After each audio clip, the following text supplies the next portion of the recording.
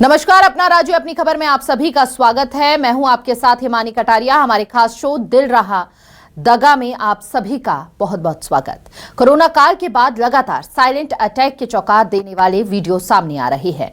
कहीं डांस करते लोगों की जान जा रही है तो कहीं क्रिकेट खेलते हुए, कहीं खाना खा रही शख्स को अचानक से हार्ट अटैक आ जाता है तो कहीं सड़क पर जा रहा शख्स साइलेंट अटैक से जान गंवा देता है। तस्वीरों को देखकर एक खौफ सा दिल में बैठ जाता है, क्योंकि इनमें से ज्यादातर लोग बहुत कम उम्र के हैं। फिटनेस भी उनकी अच्छी दिखाई देती है, लेकिन फिर ऐसा क्या होता है कि अचानक एक स्वस्थ आदमी का दिल दगा दे जाता है। कुछ लोगों का कहना है कि इसे खराब लाइफस्टाइल से जोड़कर देख रहे हैं, तो कुछ लोग कोरोना की वैक्सीन को भी दोष दे रहे हैं। हालांकि स्थिति साफ नहीं है और डर, खौफ लगातार बढ़ता जा रहा है। ऐसे में अगले 30 मिनट हमारे साथ देश के जाने माने एक्सपर्ट हमसे जुड़ रहे हैं, जो आपको बताएंगे हमसे आखिर गलती कहां हो रही है और हार्ट अटैक के मामलों में कैसे बचा जा सकता है। तो देखिए, कुछ फिलहाल आप ये तस्वीरें और ये वीडियो देखिए जो हाल ही में सामने आई हैं। किस तरह से इन लोगों के दिल ने दगा दिया है। क्या बच्चे, क्या बुजुर्ग, क्या जवान, साइलेंट अटैक से लोगों की मौत हो रही है, जो सभी को चौंका रही है। और कुछ सालों से ये मामले लगातार बढ़ रहे हैं। इस तरह की वीडियो लगातार सामने आ रही हैं। दो वीडियो जरा आप देखिए किस तरह से एक जवान लड़का खेलते खेलते, लाइफस्टाइल को लेकर कहा जाता है कि अगर खराब लाइफस्टाइल हो तो बीमारियां घेर लेती हैं और हार्ट अटैक आने की संभावना बढ़ जाती है। लेकिन देखिए, एक खिलाड़ी को अगर हार्ट अटैक आ रहा है तो एक बार फिर से सवाल खड़े हो जाते हैं। देखिए किस तरह दिल को, देखिए दिल दगा दे रहा है। और दूसरे वीडियो में आप देखिए, युवती खुश है, डांस कर रही है और डांस करते करते स्टेज पर गिर जाती है। जिम में युवक की अचानक से अटैक से मौत हो जाती है।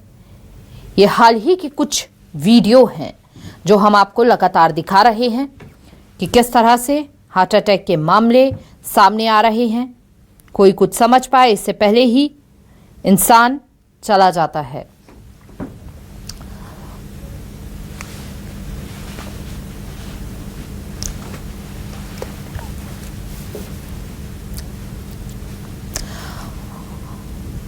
और कैसे अपनी जीवन शैली को हम सही करें ताकि इस तरह की बीमारियों से बच सके, और इससे जुड़े क्या कुछ खास विशेषताएं हैं, ये बताने के लिए हमारे साथ हेल्थ एक्सपर्ट डॉक्टर प्रज्ञा जी जुड़ चुकी हैं। बहुत बहुत स्वागत है डॉक्टर प्रज्ञा जी आपका न्यूज़ 24 मध्य प्रदेश छत्तीसगढ़ पर। सबसे पहले तो आपसे कारण ही समझना चाहेंगे कि पिछले कुछ सालों में लगातार हार्ट अटैक के मामले सामने आ रहे हैं। इसके पीछे के क्या कारण समझे जाएं?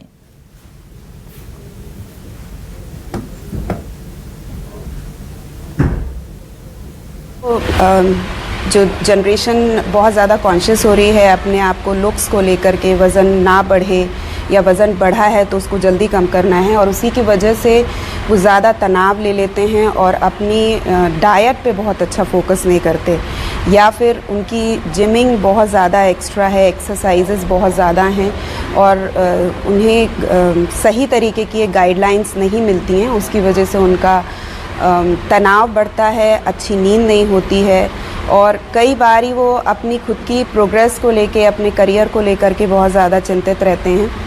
तो ये सब कारण होते हैं जो लाइफस्टाइल को ख़राब कर रहे होते हैं, और उसी की वजह से ये सब चीज़ें कारण बनती हैं। प्रज्ञा जी, अगर मुख्य लक्षणों की बात की जाए तो हार्ट अटैक के क्या मुख्य लक्षण हैं?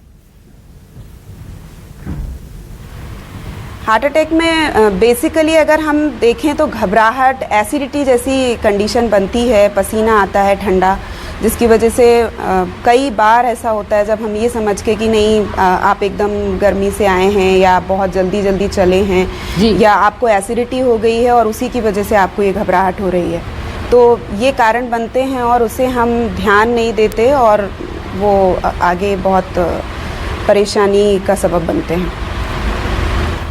अगर किसी को एसिडिटी हो रही है तो ऐसे किस तरह से समझा जाए? क्या गैस होने के बाद ही हार्ट अटैक आता है या फिर डिफरेंस क्या है हार्ट अटैक के पेन में और गैस के दर्द में? देखिए, एसिडिटी का जो पेन है या हम कहें कि दोनों एक ही चीज़ें हैं, ऐसा तो नहीं कहा जाएगा, लेकिन सामान्य तौर पर आम लोग यही चीज़ देखते हैं कि नहीं, घबराहट हो रही है, इसका मतलब है कि एसिडिटी हुई होगी और इसी की वजह से घबराहट हो करके और मुझे प्रॉब्लम बन रही है। लेकिन एसिडिटी के लक्षण अलग तरीके के होते हैं, जैसे खट्टी डकारों का आना या पेट का फूलना या बार बार आपको प्यास लगेगी, घबराहट होगी, तो ये सामान्य लक्षण होते हैं। आपको आहार नलिका में जलन होने लगेगी, ऐसा कुछ आपको एसिडिटी में होगा। लेकिन जो अटैक के या जो हार्ट से संबंधित बीमारियों के जो लक्षण होते हैं, उसमें आपको ठंडा पसीना आता है और आप सांस लेने में आपको दिक्कत होने लगती है। तो इससे इस चीज़ की जानकारी यदि सामान्य तौर पर हम ध्यान रखें और इसको तुरंत के तुरंत इसके बारे में फिर ध्यान दिया जा सकेगा। जी, जैसे ही हार्ट अटैक आए या चेस्ट पेन हो तो सबसे पहले क्या करना चाहिए? हार्ट अटैक के लिए सबसे पहले तो यदि आपने टाइट चुस्त कपड़े पहन रखे हैं तो उन्हें ढीला किया जाए और बेहतर होगा कि आप खुली हवा में जाएं, क्योंकि बहुत सामान्य तौर पर तुरंत ये चीज़ समझ में नहीं आती है कि क्या किया जाए तुरंत। तो यदि आप खुली हवा में जाएंगे तो आपको थोड़ी सी ऑक्सीजन का फ्लो प्रॉपर बनेगा और उसके बाद में आपको उस घबराहट से थोड़े से राहत मिलेगी। तो ये एक सबसे बड़ा कारण। दूसरा तो सबसे ज़्यादा ज़रूरी होता है कि आप डॉक्टर के पास जाएं, आप डॉक्टर को अप्रोच करें जितनी जल्दी हो सकता है। मैम, हार्ट अटैक और कार्डियक अरेस्ट में क्या डिफरेंसेस है? कैसे समझा जाए ये हार्ट अटैक है या कार्डियक अरेस्ट है? अरेस्ट में तो मैम पता नहीं चलता है, कोलैप्स हो जाता है और उसके लिए नॉर्मली अगर हम कहें तो ब्लड सर्कुलेशन रुकता है, ठीक है, पंपिंग रुकती है। हार्ट अटैक के लक्षण में सबसे ज़्यादा आपके पास समय होता है। सबसे अच्छी चीज़ ये है कि अटैक की कंडीशन आती है तो बीपी रेज होता है, आपको घबराहट होती है, आपको मैंने बोला पसीना आता है, तो ऐसी कोई प्रॉब्लम होती है या आपको एसिडिटी की प्रॉब्लम बनेगी। तो इस तरीके के लक्षण आ रहे हैं या आप बेचैनी महसूस कर रहे हैं, आप कहीं दर्द महसूस कर रहे हैं, इसका मतलब है कि आपको अटैक की कंडीशन बन सकती है। तो हार्ट अटैक को तो फिर भी आप कंट्रोल कर सकते हैं। जी, सबसे पहले हार्ट अटैक से ही जुड़ी आपसे कुछ अन्य जानकारी भी हम ले लेंगे। जिस दौरान हार्ट अटैक आता है, अगर डॉक्टर के पास मरीज को ले जाया जाता है तो कितना समय मरीज जो है वहाँ पर कहते हैं कि एंजियोग्राफी, और कई बार परिजन जो हैं वो काफ़ी देर लगा देते हैं, कितना समय में ट्रीटमेंट जो है स्टार्ट हो जाना चाहिए? देखिए, समय तो बोलना मुश्किल रहेगा कि आप बोलें कि नहीं 5 मिनट में पहुंच जाना चाहिए या 10 मिनट में पहुंच जाना चाहिए, बट येस, जल्दी से जल्दी यदि हम जाने के बारे में सोचते हैं और उसके बाद हम ऑक्सीजन फ्लो प्रॉपर बना करके रखें, उस दौरान हम पेशेंट को सोने ना दें, उन्हें पंपिंग करते रहें या उनके चेस्ट को प्रेस कर करके उनको बार बार यदि हम ऑक्सीजन का फ्लो प्रॉपर बढ़ाते रहें और जल्दी से जल्दी उनको यदि अप्रोच किया जाए डॉक्टर के पास जाने के लिए, तो जो है इस परेशानी से या इस दुर्घटना से बचा जा सकेगा। क्या इसके उपाय हैं, कैसे बचा जाए?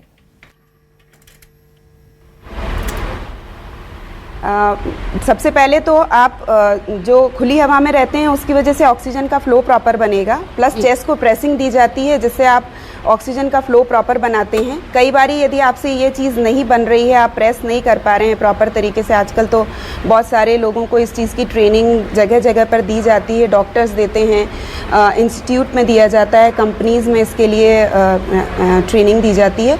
बट यदि नहीं होता है तो माउथ टू माउथ भी पंपिंग करके और ऑक्सीजन के फ्लो को प्रॉपर किया जाता है।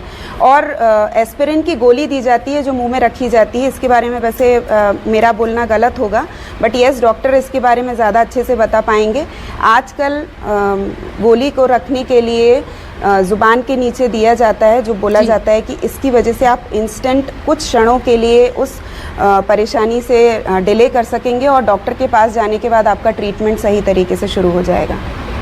मैम आप बने रहिए, इस बीच हमारे साथ सीनियर कंसल्टेंट भोपाल से डॉक्टर जयप्रकाश पालीवाल जी भी जुड़ चुके हैं। बहुत बहुत स्वागत है डॉक्टर जयप्रकाश जी आपका न्यूज़ 24 मध्य प्रदेश छत्तीसगढ़ पर। साइलेंट अटैक, लगातार इस तरह के मामले देश भर से सामने आ रहे हैं। कोई जिम कर रहा है, अचानक से जमीन पर गिरता है और इस दुनिया को अलविदा कह देता है। कार्डियक अरेस्ट जैसे ही आए, कैसे समझा जाए कि ये कार्डियक अरेस्ट आया है? इससे पहले कि कोई सिम्टम होते हैं किसी व्यक्ति में कि कार्डियक अरेस्ट आने से बचा जा सके?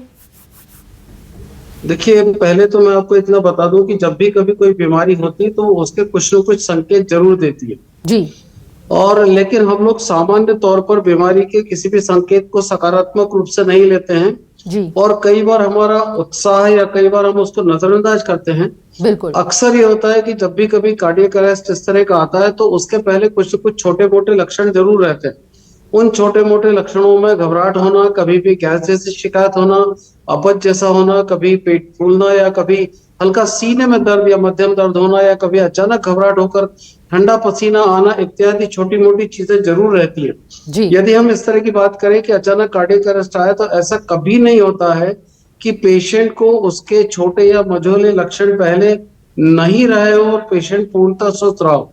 लेकिन अक्सर ये होता है कि लोग अति उत्साह में या फिर वो अपने आप को निरोगा समझकर उन लक्षणों को, छोटे छोटे लक्षणों को नजरअंदाज करते हैं जी। और जब वो उन लक्षणों को लगातार नजरअंदाज करते हैं ऐसी परिस्थिति में बीमारी बढ़ती जाती है और जब कभी बीमारी और परिस्थितियों के बीच का संतुलन खत्म होता है तो ऐसी परिस्थिति में हार्ट अटैक आ सकता है और आ जाता है। जो आपने सिम्टम्स बताए हैं सर, कई लोग नजरअंदाज जो है इस बात को ये कह के कर देते हैं कि शायद थकान हो गई है या गैस्ट्रिक इशू है, इस कारण ये दर्द हो रहा है। ऐसी सिचुएशन में कैसे समझा जाए कि हार्ट से संबंधित कोई बीमारी हो सकती है? ये संबंधित यदि कोई चीज होगी तो हमको 3 अलग अलग बिंदुओं पर फोकस करना पड़ेगा जी। सबसे पहला बिंदु तो ये रहेगा कि हमें इस चीज पर ध्यान देना होगा कि हमारी लाइफस्टाइल कैसी है जी। दूसरा, हमें इस चीज पर ध्यान देना पड़ेगा कि हमारा खान पान या हमारी बाकी हैबिट्स, मतलब खासकर नशे की हैबिट्स कैसी है जी। तीसरा, हमें इस चीज पर ध्यान देना पड़ेगा कि हमारी दिनचर्या कैसी है, हमारा कारोबार कैसा है।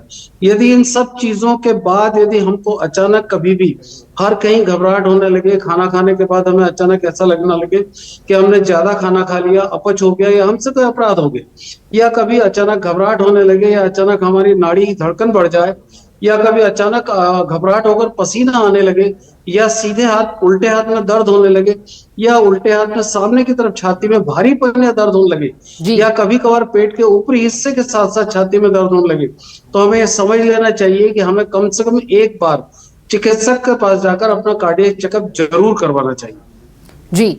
और सर, इस बीच हमारे दर्शक भी हमारे साथ जुड़ चुके हैं। दिल्ली से रुद्राक्ष हमारे साथ जुड़े हुए हैं जो इससे संबंधित आपसे कुछ जानकारी लेना चाहेंगे। रुद्राक्ष, आप अपनी बात रख सकते हैं। सर, जैसे गर्मियों के सीजन में हम लोग जिम करते हैं तो क्या इससे भी हार्ट में कुछ इशू होता है? क्या कुछ हमें समस्या हो सकती है हार्ट? कि रुद्राक्ष, मौसम का किसी भी प्रकार से कभी भी बहुत फर्क नहीं पड़ता है। हाँ, ये जरूर है कि सर्दी के समय में यदि हम कम कपड़ों के साथ यदि जिमिंग करते हैं तब जरूर फर्क पड़ता है। अदरवाइज गर्मी के दिनों में यदि हम जिमिंग करते हैं तो निश्चित तौर पर उसी अनुपात में हमारे शरीर से पसीना आएगा, जिस अनुपात में हमारे शरीर में तापक्रम या ऊर्जा बढ़ेगी, क्योंकि बाहरी तापक्रम भी हमारे शरीर के तापक्रम से जब तक तादाद में स्थापित नहीं कर लेता तब तक कहीं ना कहीं छोटी मोटी परेशानी आ सकती है। लेकिन अक्सर मैंने अच्छी क्वालिटी के जिम में देखा है कि वहां पर एयर कंडीशन चलता रहता है और वो सामान्य तौर पर 24 से लेकर 28 डिग्री सेंटीग्रेड टेम्परेचर मेंटेन करते हैं।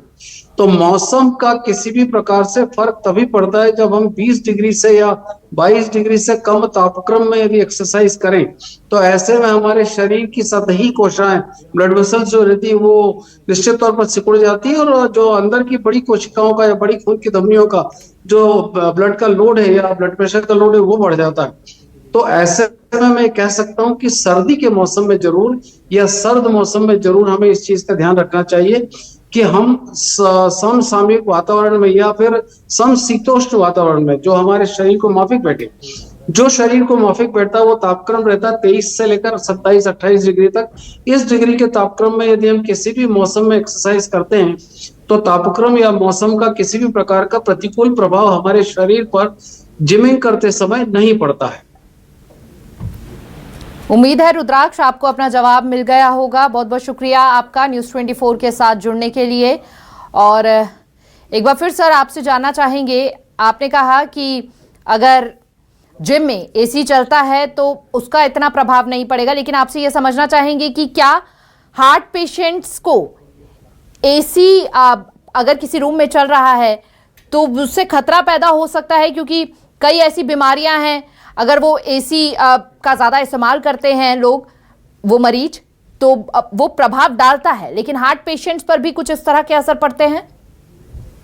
देखिए, एयर कंडीशनड हमारी सुख सुविधाओं में मूलभूत रूप से आज की तारीख में बहुत गहराई से अंदर तक चला गया है, लेकिन हमें किसी भी प्रकार से पूरी तरह एयर कंडीशन का आदी नहीं होना चाहिए। और हम यदि एयर कंडीशन यूज भी करते हैं तो हमारे शरीर के अनुकूल उसका तापक्रम मेंटेन करना चाहिए। हाँ, यदि हम बहुत ठंडे में यदि सोते हैं तो निश्चित तौर पर उसका प्रतिकूल प्रभाव पड़ता है। और वैसे भी एयर कंडीशन में यदि हम देखें तो कई बार क्या होता है कि उसमें जो एयर होती है उसका प्यूरिफिकेशन या फिल्ट्रेशन कई बार नहीं होता है जी। तो निश्चित तौर पर जितना ज्यादा से ज्यादा हम सीधे जलवायु या तापक्रम से तादाद में स्थापित करने में सफल रहते हैं, जितना ज्यादा से ज्यादा सामान्य तापक्रम में या बाहर के वातावरण से अपने आप को एडजस्ट करके चलने में सफल होते हैं या रहते हैं, उतना हमारा शरीर निश्चित तौर पर, हमारी इम्यूनिटी मजबूत होती है, हमारे शरीर की प्रतिरोधक क्षमता सुधरती है। लेकिन सामान्य तौर पर यह देखा गया है कि जो लगातार एयर कंडीशन में रहते हैं उनकी इम्यून सिस्टम कमजोर होता चला जाता है, उनकी प्रतिरोधक क्षमता कमजोर हो जाती है, चाहे वो फिर मेडिकल डिजीज हो, चाहे सर्जिकल डिजीज हो, चाहे किसी प्रकार का इन्फेक्शन। बिल्कुल, अन्य बीमारियों से भी लड़ पाने के काबिल रहेंगे। और इस बीच हमारे एक और दर्शक जबलपुर से जुड़ चुके हैं, गौतम हमारे साथ जुड़े हैं, उनका भी सवाल है। गौतम, आप अपना सवाल पूछ सकते हैं। डॉक्टर साहब से ये मैं सवाल पूछना चाहता हूँ कि क्या ये कोरोना की वैक्सीन है उसके बाद इस तरह के मामले ज्यादा आ रहे हैं, तो ये उससे जुड़ा हुआ तो नहीं है कि वैक्सीन का कोई साइड इफेक्ट? देखिए क्या होता है, मैं यहाँ पर दो अलग अलग बिंदुओं पर बात करूंगा। कोरोना का जो वैक्सीन बना था तो बहुत कम समय में, बहुत कम ट्रायल के बाद ये कोरोना का वैक्सीन गवर्नमेंट को बाहर जारी करना पड़ा था, इसमें कोई दो राय नहीं। लेकिन यदि विश्व स्तरीय अन्य देशों के वैक्सीन की तुलना यदि हम हमारे हिंदुस्तान के वैक्सीन से करें तो सामान्य तौर पर इसमें मृत्यु दर मालूम है कितनी रही है? सिर्फ 0.0029%। मतलब हर 10 लाख पर सिर्फ 29 रोगियों की मृत्यु कोरोना से हुई है। तो यदि हम इस अनुपात को देखें तो कोरोना के हिंदुस्तान के वैक्सीन ने लाखों लोगों की जानें बचाई हैं। लेकिन यदि हम उससे मृत्यु दर देखें तो न्यूनतम रही। लेकिन एक और अलग प्रश्न ये आता है कि लोगों को, सामान्य तौर पर लोगों के मन में ये भय, भ्रम और भ्रांति हो गई है कि कोरोना के वैक्सीन के बाद हृदय रोगियों की और हार्ट अटैक की संख्या बढ़ी है।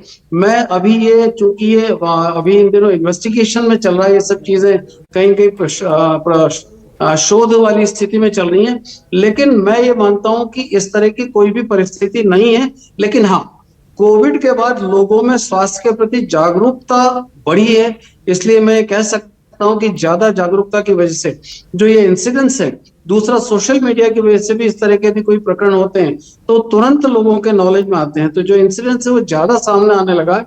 तो एक ये भी कारण है।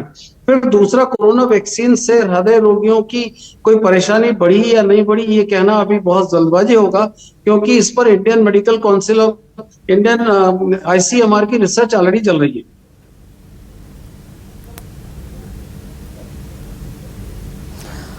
और हमारे साथ एक और दर्शक हमारे साथ जुड़ चुके हैं, दुर्ग से दिनकर हमारे साथ जुड़े हैं। दिनकर का भी कुछ सवाल है, वो भी आप लोगों से जानना चाहेंगे। दिनकर, आप अपना सवाल पूछ सकते हैं। कि अभी जिस तरीके से गर्मी का सीजन आया है और आजकल ये पैनिक अटैक की जब मैं खबरें देख रहा हूँ तो मैं ये सोचता हूँ कि क्या मैं वर्कआउट करूँ, क्या मैं एक्सरसाइज करूँ या ना करूँ, क्योंकि आज दिन तस्वीरें निकल कर ऐसी सामने आती हैं, या फिर मैं अपने वर्कआउट के शेड्यूल में कुछ बदलाव करूँ। वर्कआउट यदि आप करते हैं तो सुबह के समय यदि आपका वर्कआउट करते हैं तो बेस्ट टाइम तो मॉर्निंग आवर्स होते हैं, जब सनराइज होता है, सूर्योदय के साथ होता है, सुबह 6, 6:30, 7, 7:30, बहुत हुआ तो 8 बजे। गर्मी के दिनों में जब बहुत ज्यादा गर्मी पड़ती है तब वर्कआउट थोड़ा सा अवॉइड करें तो ठीक ही रहता है। क्योंकि उसका कारण ये नहीं है कि वर्कआउट के लिए वो तापक्रम भी प्रतिकूल रहता है, शरीर के लिए भी वो तापक्रम प्रतिकूल होता है। इसलिए वर्कआउट का सही समय वैसे तो देखा जाए अर्ली मॉर्निंग होता है, सनराइज या सनराइज के पहले या सनराइज के साथ, लेकिन कभी आपके लिए संभव नहीं है तो आप अर्ली इवनिंग में भी वर्कआउट कर सकते हैं। वर्कआउट को लेकर किसी भी प्रकार की भ्रांति नहीं होना चाहिए। शरीर के लिए संतुलित मात्रा में स्वस्थ तरीके से और वैज्ञानिक तरीके से किसी भी प्रकार का जिमिंग या वर्कआउट करना हमेशा शरीर को सुदृढ़ बनाता है, मजबूत बनाता है, शरीर की इम्यूनिटी को मजबूत करता है, शरीर की प्रतिरोधक क्षमता को बढ़ाता है और हमारी सेहत में चार चांद लगाता है। इसमें कहीं कोई दो राय नहीं, किसी प्रकार की शंका नहीं होना चाहिए। बहुत बहुत शुक्रिया दिनकर आपका हमारे साथ जुड़ने के लिए। प्रज्ञा मैम से जानना चाहेंगे, मैम, कहा जाता है कि स्टंट डलने के बाद क्या जीवन सामान्य रहता है या फिर कोई बदलाव रहते हैं अगर किसी मरीज के स्टंट डला है आर्टरी में? बदलाव में आपको अपनी दिनचर्या में ज़रूर सुधार करना चाहिए, ये बहुत ज़रूरी हो जाता है। लेकिन लोग डर से कि स्टंट डला है तो आप पहले तो वो इसके लिए तैयार नहीं होते हैं, जिसके बारे में डॉक्टर साहब ज़्यादा अच्छे से बता पाएंगे। लेकिन यदि हम बात करते हैं कि स्टंट डल चुका है उसके बाद आपको क्या क्या करना चाहिए, तो लाइफस्टाइल सुधारनी चाहिए, जिसमें सबसे पहले आता है आहार, एक्सरसाइजेस और मेडिटेशन। यदि आप अच्छी नींद ले रहे हैं, आप पूरे दिन में एक बार सुबह या रात का वक्त अपने तनाव से दूर रहने के लिए ध्यान को दे रहे हैं और किसी भी तरीके की फैंसी डाइट से दूर रह करके एक सही पोषण के साथ में 3 से 4 घंटे और ज़्यादा से ज़्यादा 4.5 से 5 घंटे का अंतराल करते हुए यदि आपका भोजन पूरे दिन के टाइम टेबल के साथ सही ढंग से बंधा हुआ है, आप पानी अच्छा पी रहे हैं और यदि आप वॉक और हल्की फुल्की एक्सरसाइजेस, जैसा अभी सर ने समझाया कि हल्की फुल्की एक्सरसाइजेस बहुत ज़्यादा ज़रूरी हो जाती हैं, बहुत हैवी एक्सरसाइजेस के लिए अवॉइड करना चाहिए। यदि आप ये करते हैं तो आप अपने नॉर्मल रेगुलर लाइफस्टाइल को जी सकते हैं। फिर आपके लिए कोई स्पेशल ट्रीटमेंट की या स्पेशल ज़रूरत नहीं रहेगी। ठीक है मैम, इस बीच हमारे एक और दर्शक जुड़ चुके हैं, वो भी कुछ जवाब जानना चाहते हैं कुछ सवालों के। विपल हमारे साथ जुड़े हैं रायपुर से। विपल, आप अपना सवाल पूछ सकते हैं। हाँ जी मैडम, एक्चुअली ना क्या है, मैं एक्चुअली जैसे मैम बता रही थी जिम का, एक्चुअली मैं जिम हैवी करता हूँ क्योंकि मुझे कंपटीशन के लिए प्रिपेयर करना है। जब मैं नॉर्मली जिम करता हूँ तब तो कुछ होता नहीं, जिस दिन मैं लेग वर्कआउट करता हूँ ना, मेरा हार्ट बीट ना बहुत तेजी से मतलब हार्ट बीट होता है, ऐसा लग रहा है मैं गिर जाऊंगा। थोड़ी देर में रेस्ट करता हूँ फिर वर्कआउट करता हूँ, मतलब जिस दिन लेग करता हूँ पर्टिकुलर एक वर्कआउट करता हूँ और ना मेरे नसें जो है ना, पैर की नसें भी मतलब थरथराने लगती है। मैम ऐसा क्यों होता है?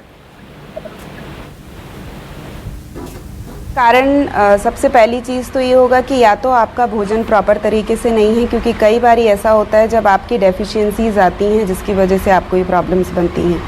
दूसरा, यदि आपको इस तरीके की प्रॉब्लम है तो सबसे पहले तो आपको अपने मेडिटेशन पे फोकस करना चाहिए और अपनी लंग एक्सरसाइजेस पे फोकस करना चाहिए। इसकी वजह से आपका ओवरऑल जो ऑक्सीजन का फ़्लो है वो प्रॉपर बनेगा।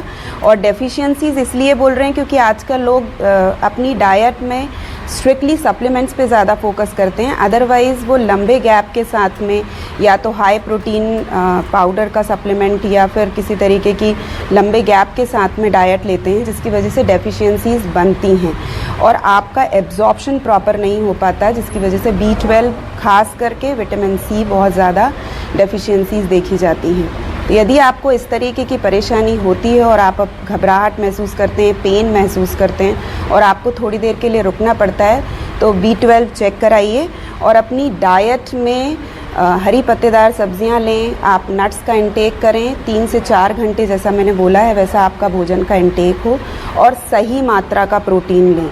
मतलब पर केजी बॉडी वेट आपका, यदि आपका बॉडी वेट यदि 50 है तो आप उसके हिसाब से 50 ग्राम्स के लगभग आपका प्रोटीन का इंटेक होना चाहिए।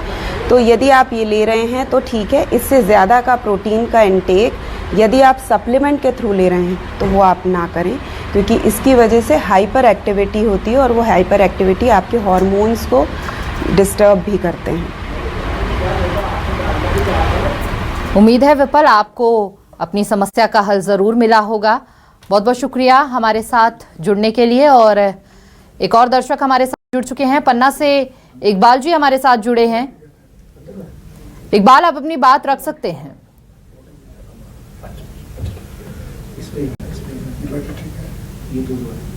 तो तकनीकी कारणों के चलते यहां पर संपर्क टूट गया है, लेकिन अपने सवालों को हम आगे बढ़ाते हुए आपसे जानना चाहेंगे कि अगर मरीज को स्टंट डलने के बाद भी कोई समस्या आती है, उत्पन्न होती है, तो क्या वो सर्जरी तक की अब जो स्थिति है वहां तक जा सकता है, या फिर कोई और भी समस्या वहां पर हो सकती है जिसके कारण घबराहट या बेचैनी हो स्टंट डलने के बाद? डलने के बाद वैसे तो कोई कंप्लेंट आती नहीं है। बहुत रेयर केसेस में ये वाली बात हो सकती है, उसके लिए डॉक्टर से संपर्क करना सबसे पहले ज़रूरी होगा। बट यदि आप बोलते हैं कि सामान्य तौर पर दिनचर्या कैसी रहेगी, तो दिनचर्या सामान्य ही रहती है। घबराहट होना, बेचैनी होना, कई बारी हम मानसिकता बना लेते हैं, तो बेहतर होगा कि उस तनाव से दूर रहें और अपनी लाइफस्टाइल को खुले दिल के साथ जिएं, क्योंकि तनाव सबसे ज़्यादा परेशानियों को बढ़ाता है। एक बार फिर हमारे दर्शक पन्ना से इकबाल अहमद जुड़ चुके हैं। इकबाल जी, आप अपना सवाल पूछ सकते हैं।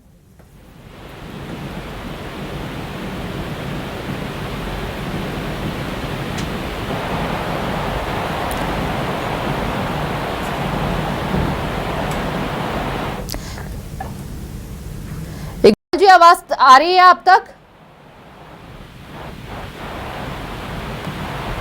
तो तकनीकी खामियों के चलते संपर्क टूट रहा है और एक बार फिर जुड़ने का प्रयास करेंगे। हमारे दर्शक लगातार ये शो देख रहे हैं और जुड़ने का प्रयास कर रहे हैं। सर से भी एक सवाल ये जानना चाहेंगे कि वैक्सीन को लेकर एक सबसे बड़ा सवाल बना हुआ था कि वैक्सीन के कारण लगने के बाद ही सबसे ज़्यादा हार्ट अटैक की समस्या सामने आ रही है। हालांकि आपने उस बात को भी क्लियर किया है और आंकड़ों के अनुसार आपने बताया कि किस तरह से फिलहाल भ्रम भी फैल रहा है कई जगहों पर। लेकिन सर, हाल के ही कुछ सालों में ये देखा गया है कि ब्लॉकेज की समस्या ज्यादा हो रही है जब से वैक्सीन लगी है लोगों को। देखिए, आप जो ब्लॉकेज वाली बात कर रहे हैं, तो निश्चित तौर पर जब कोविड की बात करें तो कोविड में ब्लड वेसल्स में खून के जमने की घटनाएं बहुत सारी सामने आई थी और वो भी कई प्रकार से घातक हुई थी। लेकिन जब कोविड निकल गया और कोविड को निकले बहुत लंबा समय हो गया, तो उसके बाद इसकी संभावनाएं बहुत नगण्य रहती है। लेकिन शंकाओं के आधार पर यदि कोई बात सोशल मीडिया सामने लाता है, तो लगातार यदि किसी के साथ भी कोई घटना घटती है तो उसी आधार से जोड़कर चलता है जो आधार उसने सुना, देखा और खुद के मन से, खुद के हिसाब से, खुद के तरीके से उसे सही समझा। यदि हम ब्लॉकेज की बात करें तो इसके पीछे मैं समझता हूँ कि बजाय कोविड के आज आप देखेंगे कि छोटे बच्चों की जब दिनचर्या देखें तो उनकी फूड लाइफ, उनकी लाइफस्टाइल चेंज हुई है, उनके डाइटरी हैबिट्स चेंज हुई है। पहले जिस तरह लोग गिल्ली डंडा, क्रिकेट और फुटबॉल और बाकी जो जिनमें मेहनत होती थी वो मैच वाली बात करते तो वो कम हो गए हैं। आज की तारीख में मोबाइल में मोबाइल पर मैचेस ज्यादा होते हैं, ऑनलाइन मैचेस पर बच्चे आ गए हैं, उनकी सेडेंटरी लाइफ हो गई, उनकी लाइफस्टाइल में बहुत ज्यादा चेंज हुआ है। हम लोग जब खेलते थे तो धूल में सने हुए आते थे। आज की तारीख में मदर फादर पेरेंट्स को देखेंगे वो इतने पैनिकी रहते कि बच्चे को जरा सी धूल लग जाती है तो वो उसको डांटते भी हैं और उसको ये बताने की कोशिश करते हैं कि ये सब चीजें ना करें। इससे शरीर की प्रतिरोधक क्षमता कहीं कहीं बच्चों की कम। दूसरा उनका खान पान, तीसरा उनकी दिनचर्या। जिस तरह छोटे बच्चों में भी जो तनाव वाला आज की तारीख में स्कूल की एजुकेशन का जो तनाव है, ये चाहे किसी भी उम्र में, 3 कारण यदि तनाव है, खान पान खराब है और दिनचर्या की नींद, यानी कि हेल्दी लाइफस्टाइल जीना बहुत ज्यादा जरूरी है, चाहे बच्चे हो, बुजुर्ग हो, जवान हो। लाइफस्टाइल डिजीज बोलेंगे जी, ये लाइफस्टाइल डिजीज है जो संभावनाएं बड़ी और जो प्रतिशत बड़ा है। हेल्दी लाइफस्टाइल जिएंगे तो कई बीमारियों से लड़ने की क्षमता रहेगी। प्रज्ञा जी से भी हम जान लेते हैं। प्रज्ञा जी, छोटे बच्चों में भी हार्ट अटैक के मामले सामने आ रहे हैं जो वाकई हैरान करते हैं, हालांकि सर भी बता रहे हैं, लेकिन छोटे बच्चों का किस तरह से ध्यान रखा जाए?